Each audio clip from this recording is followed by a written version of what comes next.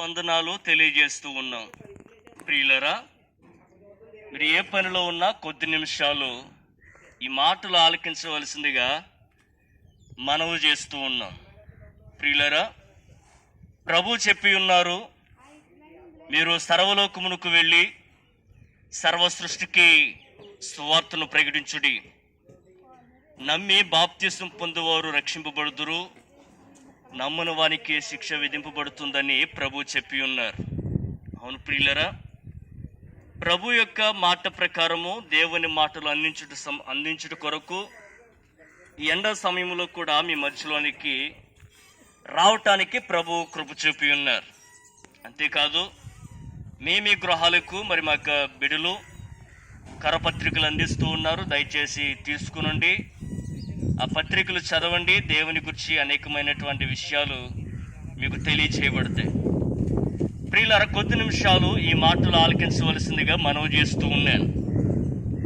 గమనించండి, ప్రభు ఈ విధంగా చెప్పి ఉన్నారు, పరలోక రాజ్యము సమీపమై ఉన్నది, మారు మనసు పొంది సువార్తను నమ్ముడి. అవునండి, మనుషుని రాజ్యము అంతమవుచు ఉన్నదని, దేవుని రాజ్యము రానై ఉన్నదని యేసుక్రీస్తు వారు స్పష్టం చేసి ఉన్నారు. ప్రియులరా, ఏ విధముగా ప్రకటిస్తూ ఉన్న ప్రభు అని యేసుక్రీస్తు వారు ఎవరు అని మనం ఆలోచన చేస్తే, ప్రభు అని యేసుక్రీస్తు వారు దేవాది దేవుని యొక్క శక్తియు జ్ఞానమునై ఉన్నాడని దేవుని పరిశుద్ధ గ్రంథమైన బైబిలు సాక్ష్యమిస్తూ ఉన్నది.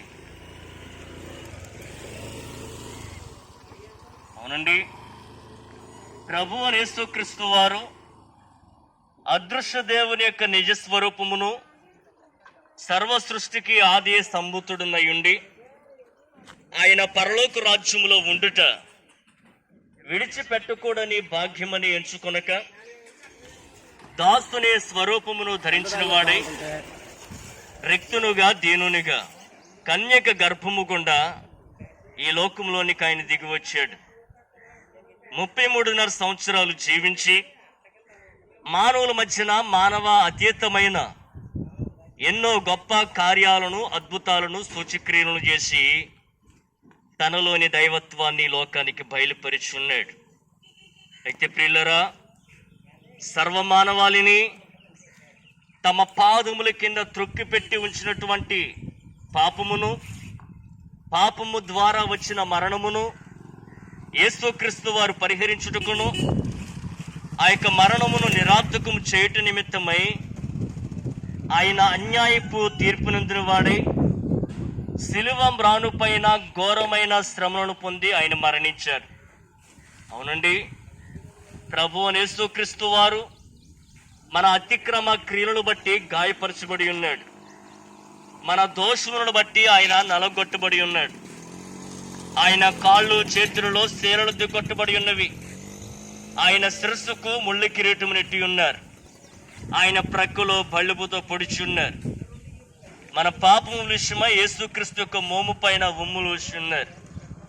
ఇట్టి ఘోరాతి ఘోరమైనటువంటి శ్రమలను యేసుక్రీస్తు వారు నీ కొరకై నా కొరకై మనందరి విషయమై శిలువ మ్రాను పైన అనుభవించి ఆయన శాపగ్రహిగా శిలువలో మరణించారు.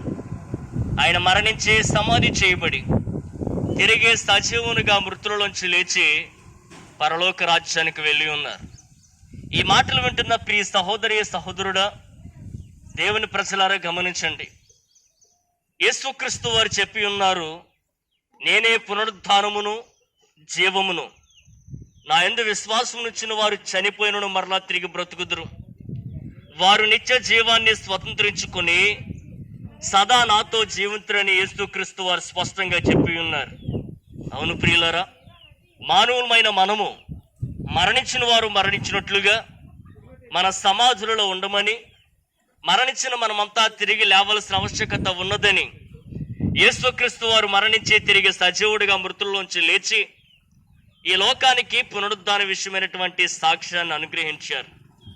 ఈ మాటలు వింటున్న ప్రియ సహోదరి సహోదరుడా, దేవుని ప్రజలారా గమనించండి, ప్రభువు యేసుక్రీస్తు వారు సర్వ మానవాళి విషయమై ఆ యొక్క సిలువలో చేసిన యొక్క పుణ్య కార్యాన్ని ఎందరైతే విశ్వసిస్తూ ఉన్నారో, ఎందరైతే ఆయనను తమ స్వంత రక్షకునిగా, ప్రభువుగా, దేవునికి అంగీకరిస్తూ తమ హృదయమునందు చేర్చుకుంటూ ఉన్నారో, వారు ఎట్టి కర్మపరులైనను యేసుక్రీస్తునందలి విశ్వాసము ద్వారా, విమోచనము ద్వారా ఉచితముగా నీతిమంతులుగా తీర్చబడుతూ ఉన్నారు.